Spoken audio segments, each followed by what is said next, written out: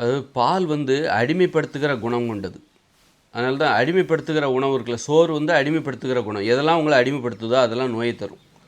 அப்போ பால் வந்து நம்மை அடிமைப்படுத்தக்கூடியது. தயிர், மோர், வெண்ணெய், நெய், சோறு, பூரி, பொங்கல், தோசை, கோதுமை ஐட்டம், பிரியாணி, இந்த மாதிரி மாமிசம், இதெல்லாம் அடிமைப்படுத்தக்கூடியது. நம்மை அடிமைப்படுத்தாதது காய்கறிகள், பழங்கள், கீரைகள், கிழங்குகள், பயிர்கள், பருப்புகள், கடலைகள், காளான், இதெல்லாம் பச்சையாக சாப்பிட்ணும். இது நம்மளை அடிமைப்படுத்தாது. அடிமைப்படுத்தாத உணவோட தான் சாப்பிட்ணும்.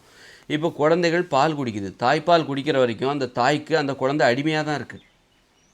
அடிமையாக இருக்கிற வரைக்கும் தான் ஒரு குழந்தை தாய்கிட்ட பால் குடிக்குது. அடிமையாக இருந்து தான் குடிக்குது. எப்போ வந்து பால் குடிக்கிறத நிறுத்துதோ அப்போ தாய்கிட்ட இருந்து அது விடுபடுது. எப்போ அடிமையாகுது? தன்னால் அந்த குழந்தைகள் சுயமாக உணவை தேட முடியாத போது தான் ஒரு குழந்தை தாய்க்கு அடிமையாக இருக்குது. தன்னால் சுயமாக உணவை தேடும்போது, நடக்கும்போது, நடக்க முடிஞ்சாலே உணவை தேடுதுன்னு தான் அர்த்தம். ஒரு குழந்தையால் அப்படி படுத்துக்கிட்டு நடக்க முடியாது, ஊந்து போக முடியாது. அப்போ தான் வந்து அது தாய்க்கு அடிமையாக இருக்குது.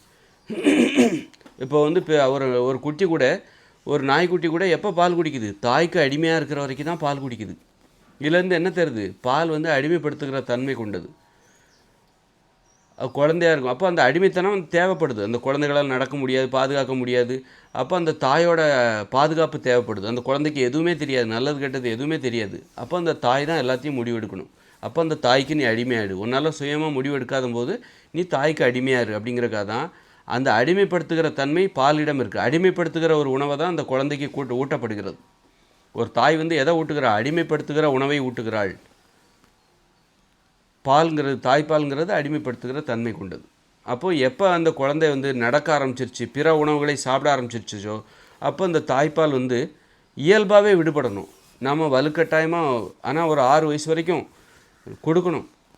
6 வயசு வரைக்கும் கொடுத்தா தான் அதன் பிறகு ஒரு பெண்ணிற்கு அடிமைன்னு சொல்ல முடியாது, ஒரு அது பாசமாக இருக்கணும். அதை விடுங்க, அது இன்னொரு டாபிக், அதில் நம்ம விஷயத்தை சொல்லுவோம்.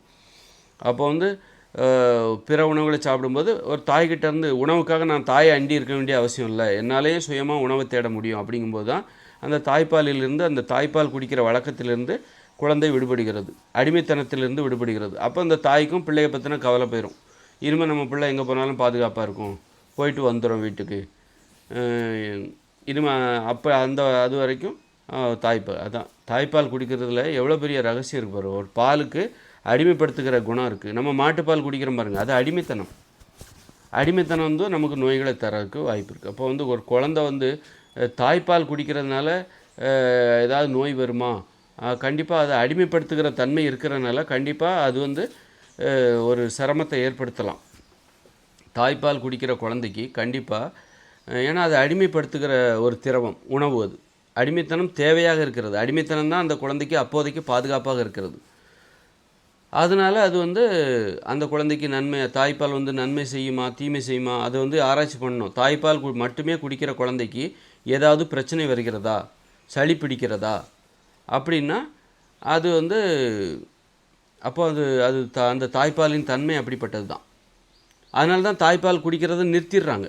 ஏன் அதை வாழ்நாள் முழுவதும் குடிக்கக்கூடாது, 6 வயசு வரைக்கும் தான் அல்லது 2 வயசு வரைக்கும் தான் ஏன் குடிக்கணும்னு சொல்கிறாங்க? அதுக்கப்புறம் குடிக்கக்கூடாதுன்னு ஏன் சொல்கிறாங்க? நிறுத்துகிறாங்க. ஏன் ஒரு வயசுக்கு ஒரு கட்டத்தில் நிறுத்துகிறாங்க அந்த இதை? ஏன்னா அது வந்து நல்லதும் செய்யும், கெட்டதும் செய்யும். அது வந்து பாதுகாப்பாகவும் இருக்குது. வேறு வழி இல்லை, அதை குடிச்சு தான் ஆகணும்.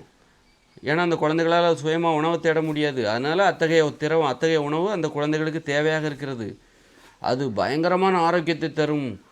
ஒருவேளை நம்ம வந்து எனக்கு தெரியல, ஏன்னா தாய்ப்பால் மட்டுமே குடிக்கிற குழந்தைக்கு ஏதாவது பிரச்சனை வருதா, ஏதாவது சளி பிடிக்குதா அப்படின்னா அப்போ தாய்ப்பாலோட தன்மையும் அப்படிப்பட்டது தான். அதனால தான் அதை நிறுத்துகிறாங்க. போதும், 1 வருஷம் போதும், 2 வருஷம் போதும்னு, 3 வருஷம் போதும்னு தாய்ப்பால் குடிக்கிற வழக்கத்தை நிறுத்துவதற்கு தாய்ப்பால் அதுவே ஒரு காரணமாக இருக்கும். தொடர்ந்து குடித்தா அல்லது ஒரு ரொம்ப வருஷமாக குடித்தா என்ன ஆகும்? தாய்ப்பால் குடித்தா அதுவே அந்த குழந்தைக்கு பிரச்சனையாக மாறிடும். அளவுக்கு மிஞ்சினால் அமிர்தமும் நஞ்சு மாதிரி மாறிடும் அப்படின்ட்டு நான் நினைக்கிறேன். அற்புதமான விஷயம்ல.